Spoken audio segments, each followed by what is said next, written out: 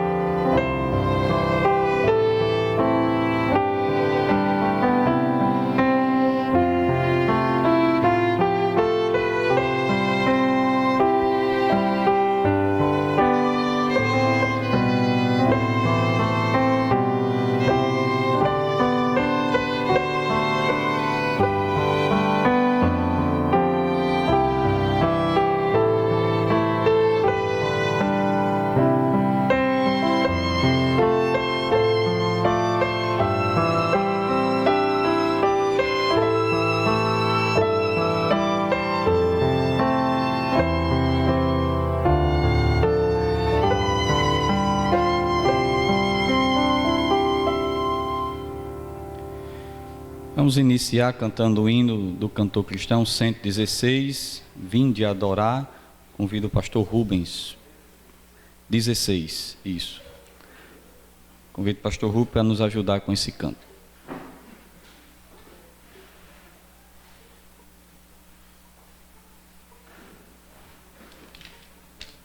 Bom dia, irmãos. Vamos ficar de pé, cantar esse hino ao Senhor. É um convite a adorarmos o nome do nosso Deus.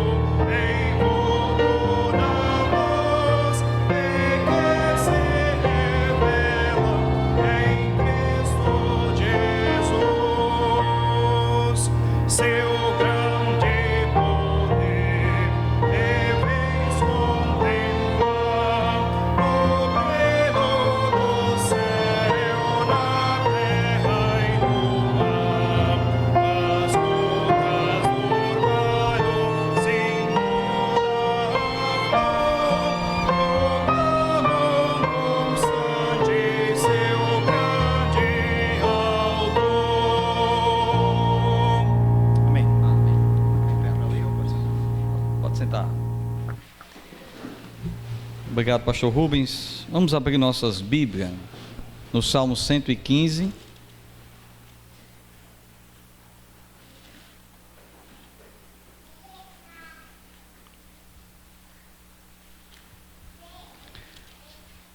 Salmo 115, versos do 1 ao 11.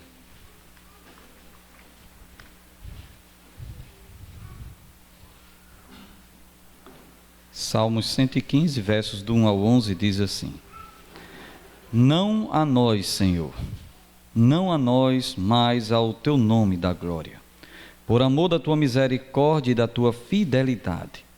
Porque diriam as nações: onde está o Deus deles? O nosso Deus está no céu, e tudo faz como lhe agrada. Prata e ouro são os ídolos deles, obra das mãos de homens. Tem boca e não falam, tem olhos e não veem, tem ouvidos e não ouvem, tem nariz e não cheiram. Suas mãos não apalpam, seus pés não andam, som nenhum lhes sai da garganta. Torna-se semelhante a eles os que fazem e quanto neles confiam. Israel confia no Senhor, ele é seu amparo e o seu escudo. A casa de Arão confia no Senhor, ele é seu amparo e seu escudo. Confia no Senhor os que temem o Senhor. Ele é seu amparo e o seu escudo. Amém? Vamos orar. Amado Deus, Precioso Pai, Criador dos céus e da terra, um Deus que nos conhece, que esquadrinha o nosso coração, que sabe quais são as nossas motivações, um Deus que ninguém pode se esconder de Ti. Teus olhos, ó Deus, estão presentes neste lugar. Reconhecemos que o Senhor está assentado sobre um alto e sublime trono. E diante do Senhor, Deus, queremos apresentar uma adoração que chega ao Teu altar. E que o Senhor tenha prazer em nossas vidas. Obrigado, Pai, pelo privilégio que nós temos de conhecer a Jesus. Agradecemos, Senhor Deus, por saber que o nosso coração, ó Deus, foi preenchido. E que a nossa plena satisfação seja unicamente no Senhor. Nos faz, ó Deus, servos do Senhor. Nos ajuda, Deus, a aproveitar essa associação de forma que possamos sair daqui mais edificados, mais encorajados, mais reconhecendo que precisamos do Senhor. Nos faz te adorar, Senhor Deus, na beleza da sua santidade. Não permita, ó Deus, hipocrisia em nosso coração. Não permita adorar o Senhor somente com os nossos lábios. Mas nos ajuda, Senhor Deus, que aquilo que falamos e cantamos venha do nosso coração. Pai, pedimos por este culto mais uma vez. Nos quebranta, ó Deus. Nos leva para mais perto do Senhor. Continua usando o teu servo, o pastor Marcos, para falar aos nossos corações. Que ele seja um instrumento em tuas mãos para o crescimento espiritual da tua amada igreja. E que tudo que seja feito, ó Deus, neste lugar, seja unicamente, ó Deus, para o louvor e a glória do teu nome. Pedimos em nome de Jesus. Amém. Irmãos, vamos cantar um outro hino, o 176 do nosso cantor cristão, Tempo de Ser Santo.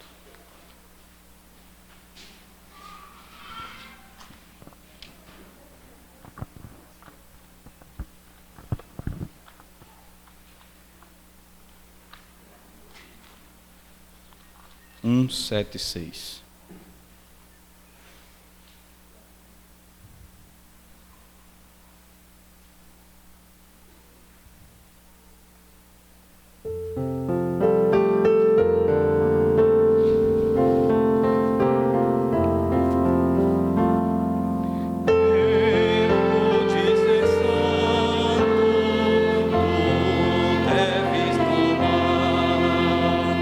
Viver com teu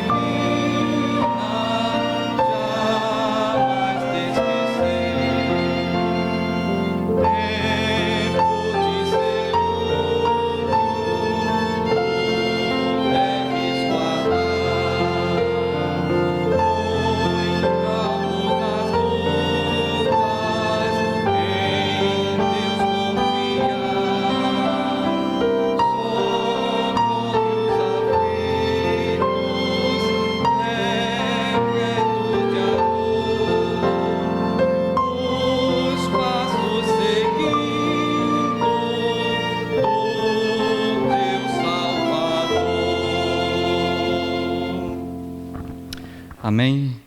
Graças a Deus. Vamos cantar um outro hino, Preciso do Senhor.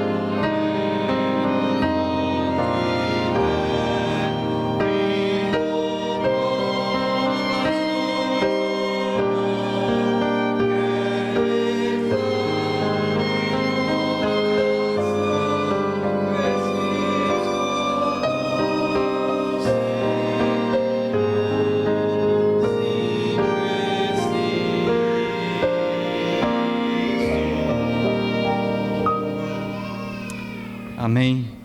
Graças a Deus, irmãos, nós precisamos do Senhor. Reconhecemos nossas fraquezas espirituais, emocionais e nossas fraquezas físicas também.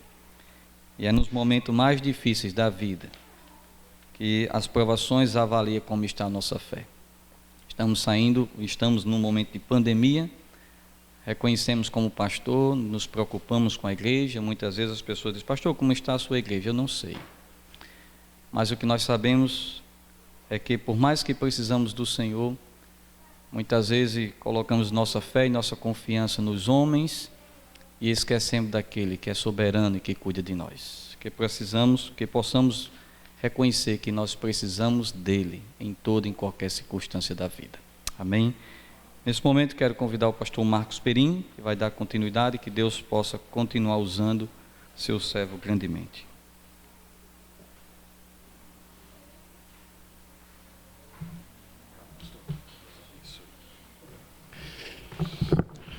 Bom dia, meus irmãos. Deus abençoe todos vocês. Espero que todos tenham dormido bem. Dormido o que eu não consegui dormir, tá bom? Mas eu já disse para os irmãos que não é culpa do lugar, isso é todo dia lá em casa, com os 2 bebês, então não é, pode ser aqui, pode ser em casa, pode ser no hotel 10 estrelas, vai ser sempre assim, até crescerem mais um pouco. Irmãos, muito obrigado pelas orações, pelas palavras de motivação, muito obrigado, orem por nós, pelo ministério ali na Igreja Batista Regular da Pituba, em Salvador. Nós vamos orar ao Senhor e vamos dar prosseguimento à nossa conversa com o velho sábio. Oremos a Deus. Pai, te agradecemos por esse dia. As tuas misericórdias se renovam sobre nós, Senhor, e grande é a tua fidelidade. Nós chegamos, Senhor, diante da tua palavra, escondidos em Cristo Jesus. É só por causa dele e da obra que ele realizou no Calvário é que podemos abrir a Sagrada Escritura, recebendo-a como o alimento, como aquela palavra que traz os recursos espirituais que necessitamos. Nós também nos achegamos a ela, Senhor, na dependência do Teu Santo Espírito, como grande professor e mestre do nosso coração. Então, Senhor, ensina-nos as verdades da Tua lei, abra os nossos olhos, ajude-nos a contemplar a glória do Senhor através desse escrito, de tal maneira que sejamos transformados à imagem do Teu Filho. Oro por esses irmãos que aqui estão, que o Senhor visite o coração de cada um deles e que eles recebam, por meio da Tua palavra, o recurso que eles necessitam. Peço isso em Cristo Jesus. Amém. Vamos abrir, irmãos, em Eclesiastes capítulo 2.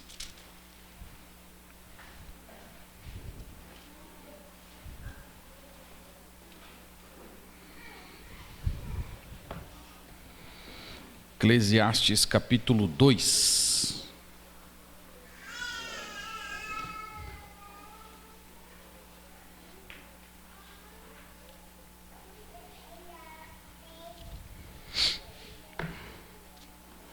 Irmãos, ontem nós falamos sobre o Salomão investigando o conhecimento. Nós falamos que o grande erro dele e o erro da humanidade não é nem o desejar o conhecimento, porque o conhecimento faz parte da imagem e semelhança com Deus. O Senhor colocou no nosso coração esse desejo de compreender as coisas, de dar respostas. Mas nós falamos que o grande erro dele e o erro da humanidade é o conhecimento divorciado daquele que é a sabedoria de Deus, o nosso Senhor Jesus Cristo. Hoje nós vamos continuar observando essa investigação dele. Nós vamos ver esse parágrafo do verso 1 ao verso 11.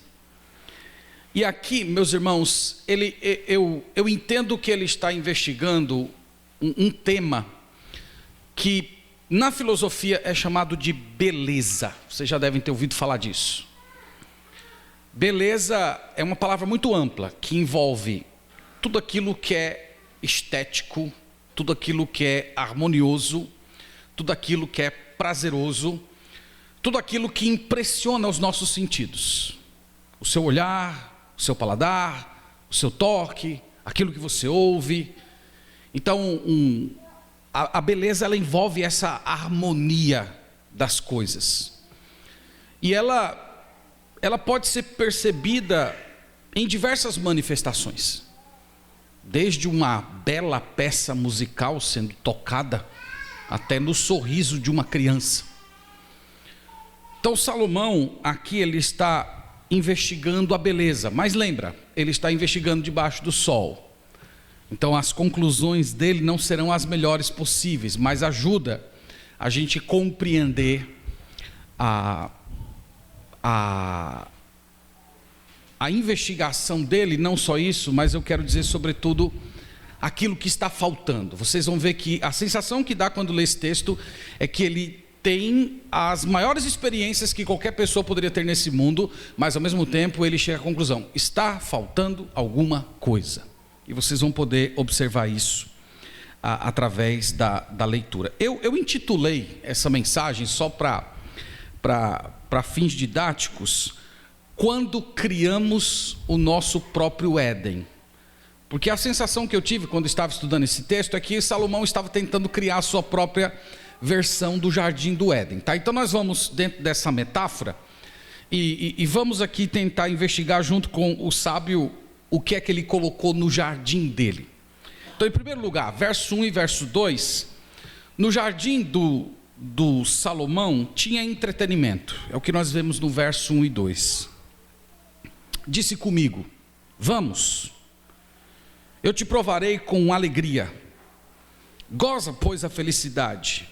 Mas também isso era vaidade. Do riso, disse, é loucura, e da alegria, de que serve? Então nós vimos que no parágrafo anterior ele investigou o conhecimento, e ele disse: o conhecimento não resolveu o meu problema. Agora, meus irmãos, ele se lança na diversão. E a investigação dele é mais ou menos a seguinte: é como se ele dissesse para si mesmo: quem sabe se eu rir bastante, esse choro que há dentro da minha alma, ele cesse de uma vez por todas. Ele buscando na diversão o sentido, buscando na diversão uma espécie de conforto que a sua alma ainda não tinha encontrado. Então, só por esse versículo, irmãos, nós percebemos a atualidade desse livro, porque os irmãos sabem que a nossa geração é assim. A nossa geração é uma geração excessivamente ligada ao entretenimento.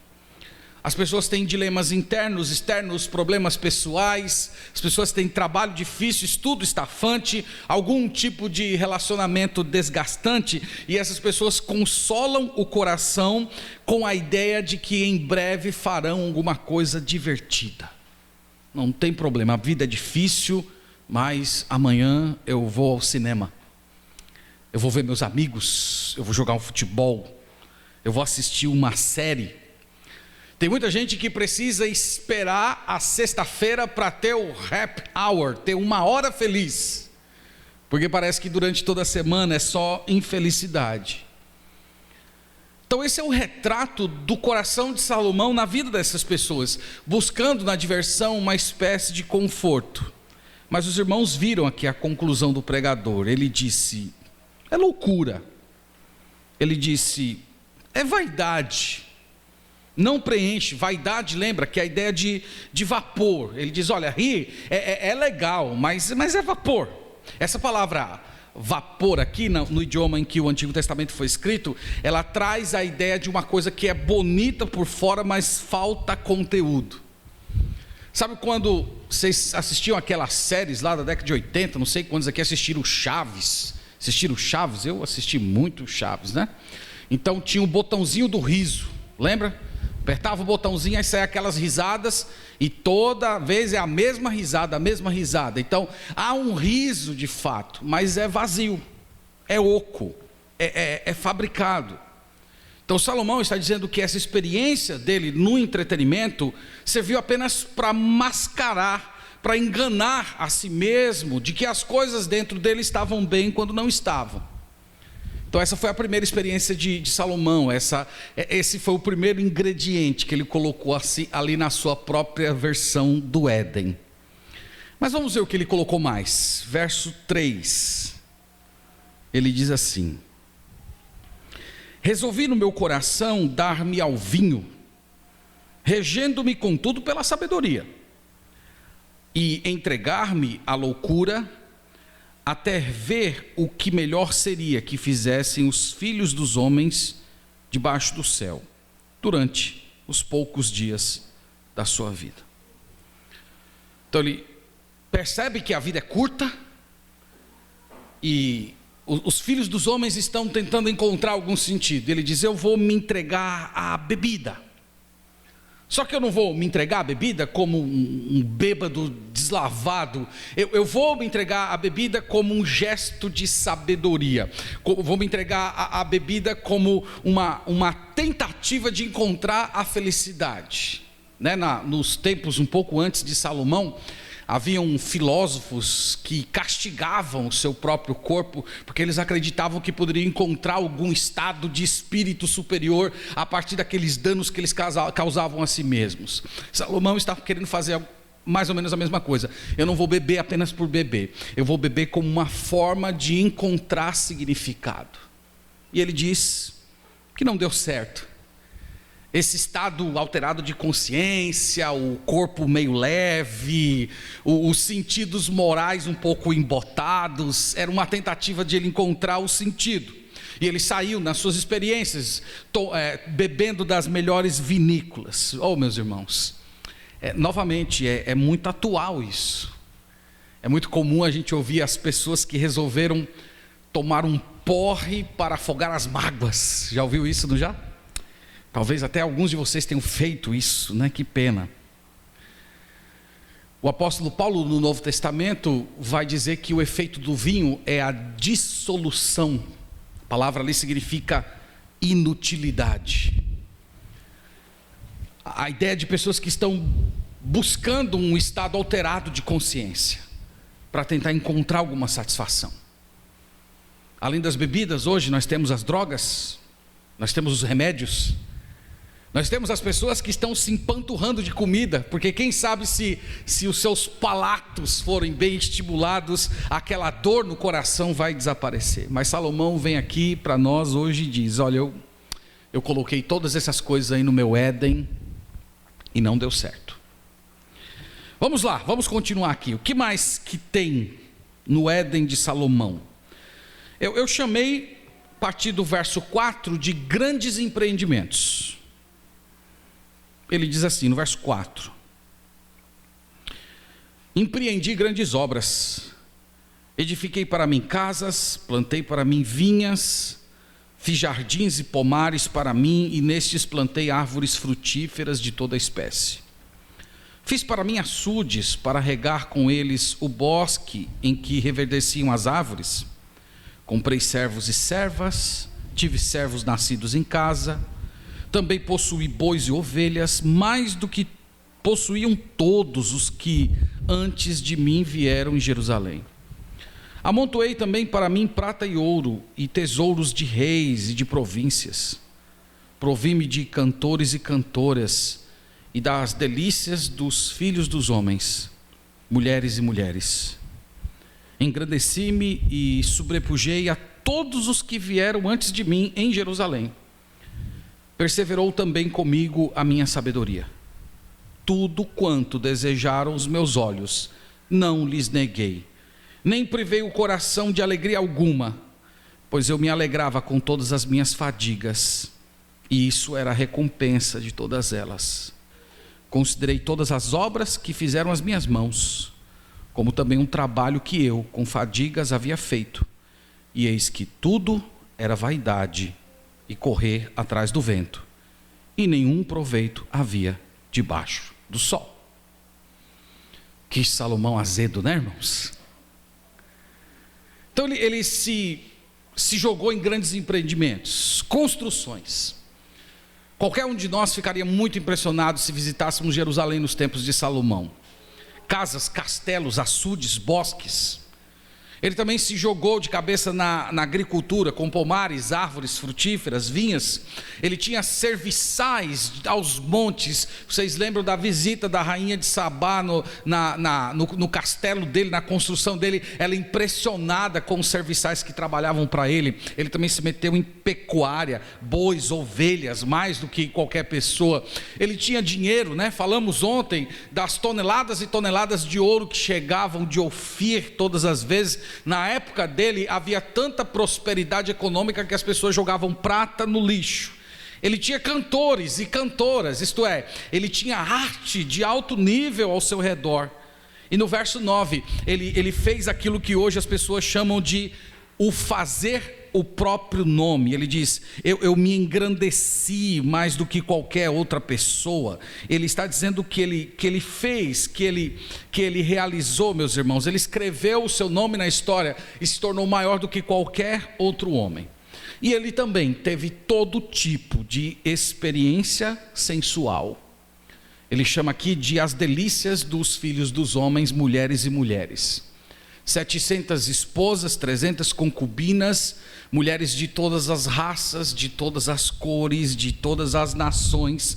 Irmão, se Salomão estivesse vivo nos nossos dias, eu tenho certeza que ele estaria nas capas das revistas de celebridade.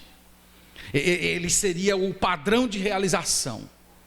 Um homem rico, poderoso, dono de castelo, cheio de empreendimentos, tudo que toca parece que dá certo, modelos belíssimas ao seu redor, os artistas mais importantes cantando no aniversário dele, e as pessoas olhando dizendo: ali está o homem, ali está o exemplo. Ele criou seu próprio Éden, irmãos. Ele era o Deus desse próprio lugar. Isso prova, nós vemos isso, essas pistas no texto, a quantidade de eus que aparecem na sua descrição. Ele dizendo: eu empreendi, eu plantei, eu fiz, eu comprei, eu possuí, eu amontoei. Ele é o Deus, ele é o dono de tudo aquilo ali. Ele que é o alvo supremo daquela criação dele. Naquele jardim dele não tem espaço para o Senhor. Ali ele não pode dizer porque dele, por ele e para ele. Não, ali ele diz: é para mim, por mim. O objetivo sou eu. Ali ele não se encontra com Deus todas as tardes e não tem nenhum fruto proibido no seu jardim. E essa, meus irmãos, é a vida debaixo do sol. Essa é a descrição dela. A vida debaixo do sol é uma mistura de prazeres lícitos com prazeres ilícitos. Eles se misturam, às vezes a gente não define, às vezes eles são distorcidos, às vezes é difícil você encontrar o limite de cada um. Mas o que ambos têm em comum, lícitos e ilícitos, eles não satisfazem. Eles não são o bastante.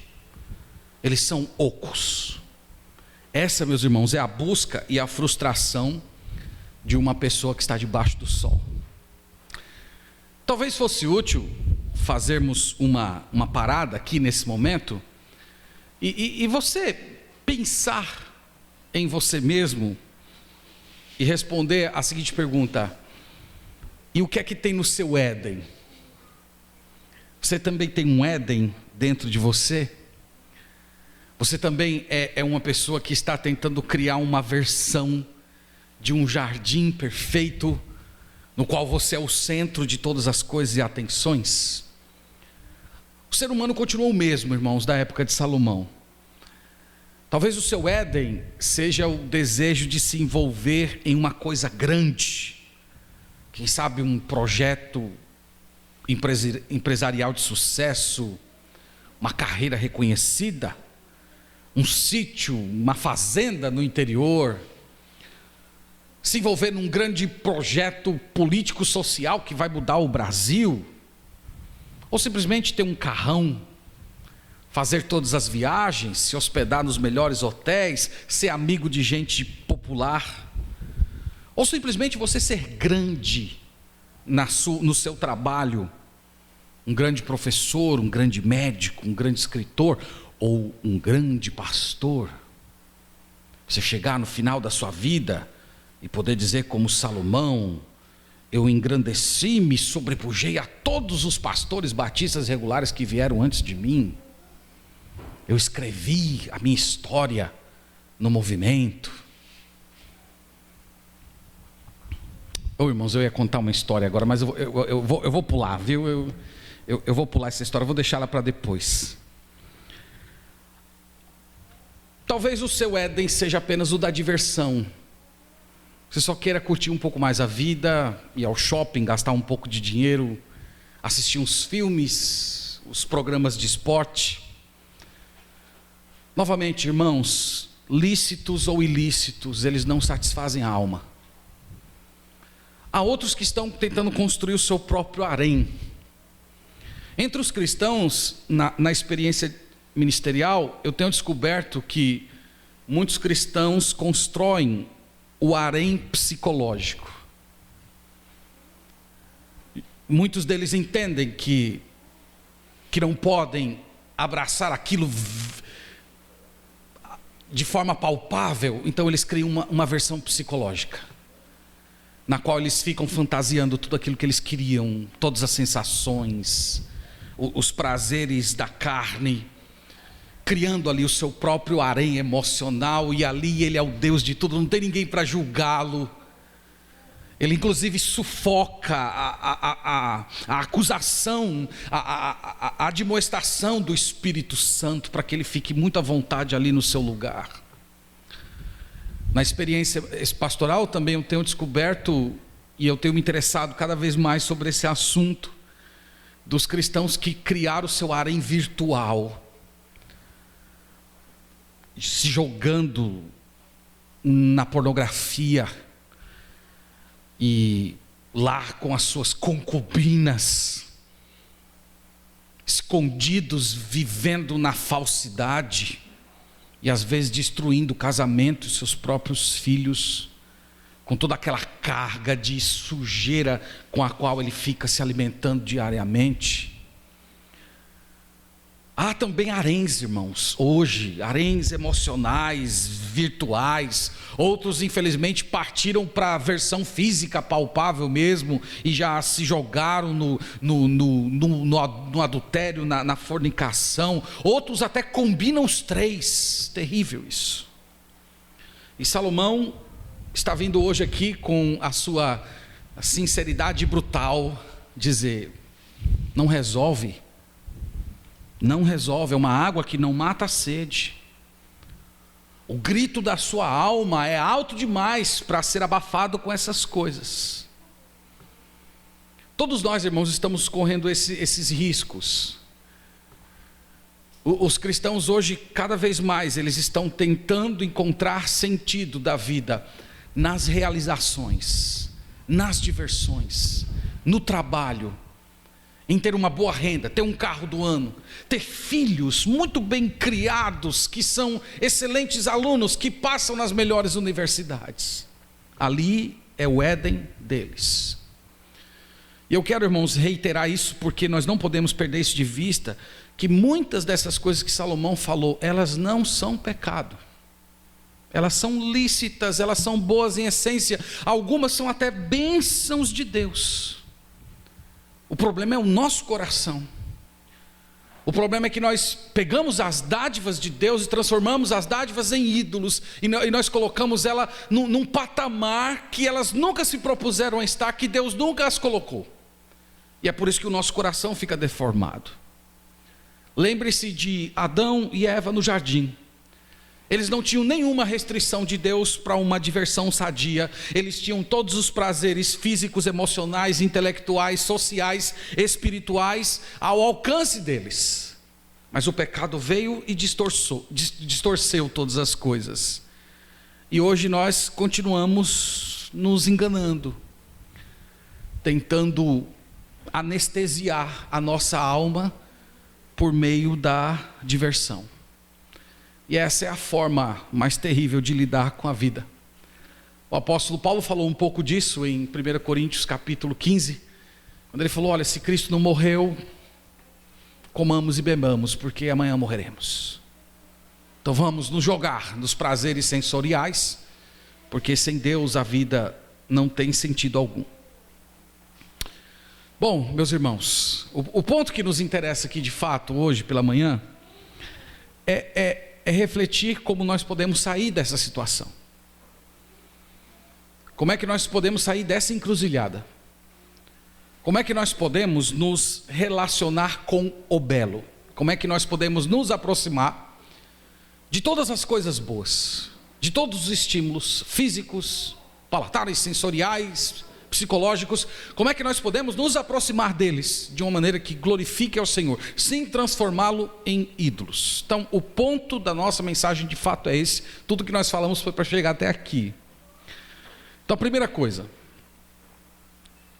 toda a manifestação de beleza, de harmonia, de prazer que nós encontramos nesse mundo, apresenta, em primeiro lugar, algo que nós perdemos.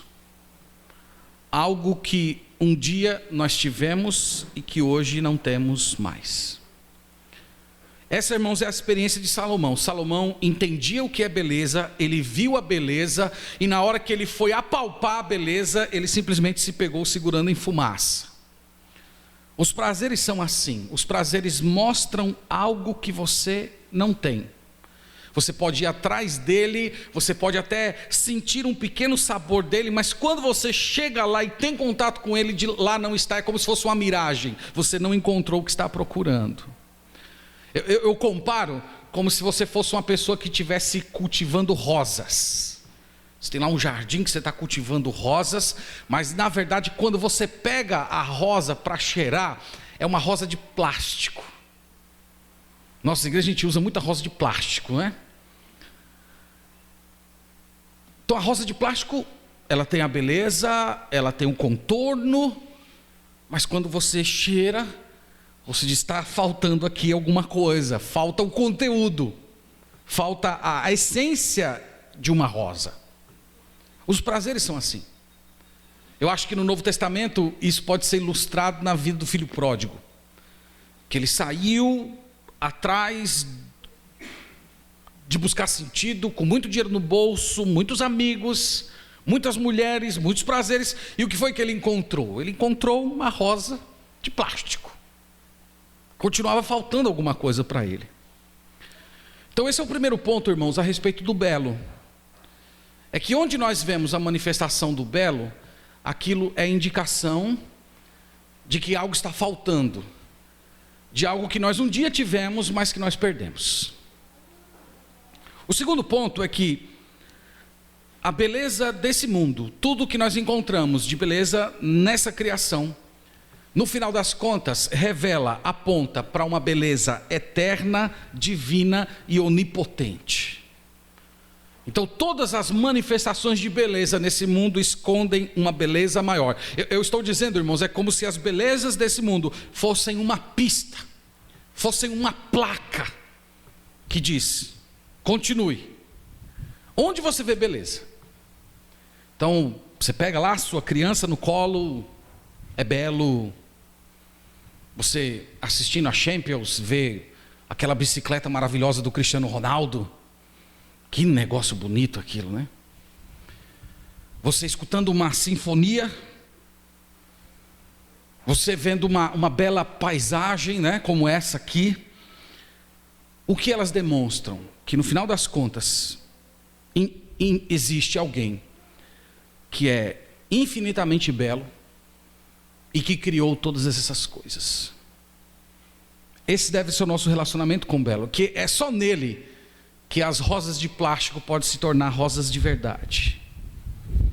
Tem uma frase, irmãos, do Jonathan Edwards, que ele disse assim: por Deus ser infinitamente o maior ser, Ele é infinitamente o mais belo e mais excelente. E toda a beleza encontrada na criação é apenas o reflexo dos raios difusos desse ser, infinitamente brilhante e glorioso. Então Edwards estava dizendo que Deus é a fonte de toda a beleza.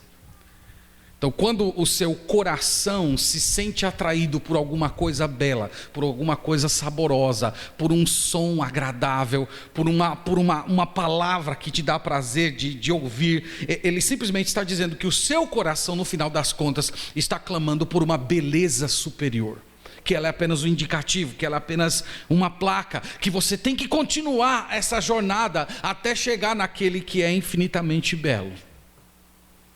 Eu não sei se o Agostinho de Hipona tinha Salomão em mente quando escreveu essa frase, mas se parece muito com a experiência dele. Ele disse assim: fizeste-nos para ti, e o nosso coração anda inquieto, enquanto não descansar em ti. Essa é a explicação. Essa é a explicação para o fato que as pessoas estão batendo cabeça, inquietos, buscando alguma coisa para dar sentido, para unificar as partes. Eles vão continuar assim, inquietos, com o coração pulando de um lado para o outro, enquanto eles não descansarem no Senhor. E louvado seja o nosso Deus, meus irmãos, porque a história não termina aqui. Jesus Cristo veio a esse mundo ele saiu de cima do sol e veio aqui para nos resgatar dessa versão meio babilônica do Éden que todos nós criamos. Ele veio para resgatar a gente da nossa rebeldia. Ele veio para mostrar para nós, irmãos, que o centro da nossa existência não pode ser o próprio eu. Nós vimos aqui Salomão dizendo: eu empreendi, eu fiz, eu criei, eu fiz, eu realizei, eu construí, eu acumulei, eu sobrepujei. Jesus Cristo veio para mostrar para a gente, irmãos, que a nossa vida não pode girar em torno do eu. Que nós fomos feitos para sermos dependentes. Nós não fomos feitos para sermos autocentrados. Nós fomos feitos para perceber os raios da sua glória brilhando nas belezas desse mundo. E é incrível como Jesus fez isso tudo, porque o ser mais belo do universo, não sei se você já pensou assim, mas o ser mais belo do universo, ele veio a esse mundo, e ele se tornou, como diz o profeta Isaías, como que não tinha beleza alguma. Veja o tamanho da condescendência de Jesus. Ele, o mais belo, ele se tornou como que não tivesse beleza, para nos salvar, meus irmãos, dessa feiura disforme que nós temos. O ente mais amado do céu, ele se tornou o mais odiado desse mundo. Ele triunfou no deserto, enquanto todos nós falhamos no jardim do Éden. Ele foi pendurado em uma árvore seca para que você fosse conectado à videira. E ele se ofereceu como um sacrifício por você, para que você encontrasse nele a fonte de toda a beleza, a fonte de toda a alegria, a fonte de toda a satisfação. E só em Jesus, meus irmãos, é que a beleza deixa de ser vapor e se torna sólida. É só em Jesus que o prazer deixa de ser luxúria e se torna belo. É só por meio de Jesus que você vai poder experimentar todas as sensações que esse mundo possui, e você perceber Deus em cada uma delas. Você vai continuar vivendo num jardim, só que as flores não serão mais de plástico. Elas proclamam a glória, a existência, a luz do nosso Criador. O meu ponto, irmãos, no final das contas, é dizer para vocês que o Senhor Jesus está aqui entre nós hoje, e Ele é todo poderoso para transformar os nossos desejos. Ele é todo poderoso para transformar a nossa alma disforme. E você pode vir a Ele hoje, pedindo para Ele santificar a beleza dentro de você. Santificar os seus prazeres, santificar os seus anseios. Levar você para uma apreciação daquilo que é superior. Ensinar você a enxergar esse mundo com os olhos da eternidade. Ensinar você a apreciar uma bela refeição, lembrando que Jesus é o pão da vida. Ensinar você a admirar uma paisagem bela, lembrando que se uma paisagem como essa já é tão linda e tão agradável aos olhos, o que será a beleza daquele que criou todas as coisas? E nós poderemos, irmãos, transformar todas as coisas em um momento de louvor, de celebração e de alegria em Deus. Jesus morreu para fazer isso por nós. Jesus morreu para te dar novas categorias de enxergar a vida. O Espírito Santo, ele é ativo dentro de você, para que você seja capaz de perceber o quão indesejável é toda aquela manifestação de feiura que se disfarça de beleza. O Espírito Santo está ativo dentro de você para mostrar que esses prazeres lícitos que o Senhor te entregou hoje para você desfrutar, você precisa conectá-los ao céu, senão eles se tornarão um ídolo na sua vida. Seus filhos, seu ministério, seu trabalho, seu dinheiro, seja lá o que for. E esse, irmãos, é o objetivo da vinda do Senhor Jesus Cristo. E só dessa maneira nós seremos salvos dos ídolos lícitos. Então que Deus nos abençoe, que Ele aplique a palavra dele ao nosso coração e que esse seja o momento de você mesmo se colocar diante de Deus e se arrepender. Senhor, eu não tenho desfrutado das boas coisas desse mundo olhando para Ti. Eu erigi pequenos ídolos. Senhor, eu ando me apaixonando por aquelas coisas que me destroem. Me perdoa, tenha misericórdia de mim. Deus é todo poderoso. Jesus Cristo morreu para fazer isso. O Espírito Santo santifica o seu povo, dando essas novas categorias de vida. Que Deus nos abençoe e que a palavra de Deus habite ricamente o nosso coração. Vamos orar, irmãos. Obrigado, Pai, por Tua palavra, louvado seja o Teu nome. É maravilhoso, Senhor, ler a Escritura e termos o Espírito Santo como mestre dela. Nós confessamos a Ti, Senhor, o nosso pecado, que temos erigido ídolos de bênçãos, de coisas lícitas que o Senhor nos deu para o desfrute. Muitas vezes, Senhor, nós também temos idolatrado aquilo que é feio, aquilo que é disforme, aquilo que não possui beleza, harmonia, aquilo que é destrutivo. Perdoa-nos, Pai. Perdoa-nos por, na nossa alma, criarmos a nossa própria versão do jardim do Éden, nos colocando como deuses dela. Nós estamos aqui hoje, Senhor, clamando por Tua graça e rogando a Ti, Pai, no nome de Jesus, que o Senhor nos dê um coração novo. Que nós sejamos capazes, ó Deus, de, por meio do Teu Santo Espírito, viver essa vida em Cristo, percebendo a beleza dele sendo proclamada por todas as coisas que foram criadas. Nos aproximando, Senhor, dos prazeres lícitos, como sendo pequenos sabores e sensações ainda imperfeitas, que mostram um dia os prazeres eternos, finais, santos, que teremos em Ti. Dá-nos, Senhor, essa mentalidade. Pedimos isso tudo no nome de Jesus. Amém. Amém.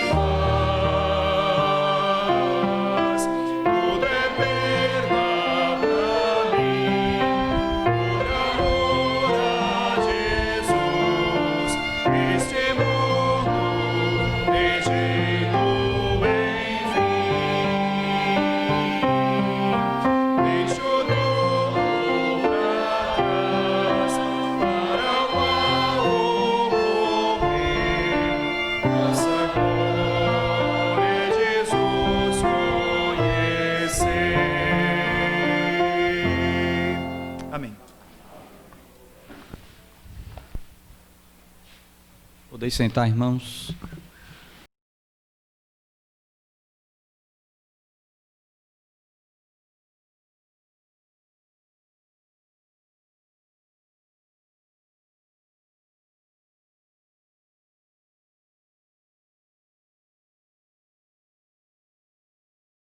Amado Deus, precioso Pai, nós queremos te agradecer pelo privilégio que temos em estar aqui nesta manhã, ouvindo a voz do Senhor. Que privilégio, Deus, conhecermos a Jesus. Reconhecemos que conhecemos tão pouco mesmo, ó Deus. Mas nos ajuda, ó Deus, a cada dia procurar o conhecimento do Senhor. Pois o povo que conhece o seu Deus é um povo forte e ativo. É isso que nós precisamos, ó Deus, para ser forte e ativo, é conhecer a Ti, ó Deus. Não somente um conhecimento intelectual, mas acima de tudo um conhecimento experimental. Um conhecimento produzido, ó Deus, pelo relacionamento contigo. Através da leitura, através da oração. E somente assim, ó Deus, estaremos guardando os nossos corações dos ídolos que nos rodeiam. Nos perdoa, Deus, porque reconhecemos que precisamos muito conhecer a Ti, ó Deus, e muitas vezes gastamos tempo com coisas que não se tem valor nenhum. Nos ajuda a sermos crentes melhores, ó Deus, que glorifique ao Senhor. Nos ajuda a andar como Jesus andou. Nos ajuda, ó Pai, a sermos crentes bíblicos, que amem ao Senhor acima de todas as coisas. Queremos agradecer mais uma vez pela vida do pastor Marcos, por ser um instrumento em Tuas mãos para falar aos nossos corações. Continua abençoando o Teu servo, ó Deus, para a glória do Teu nome. É que Te oramos, ó Deus, em nome de Jesus. Amém. Vamos ouvir o som do pós-lúdio e em seguida estamos despedidos.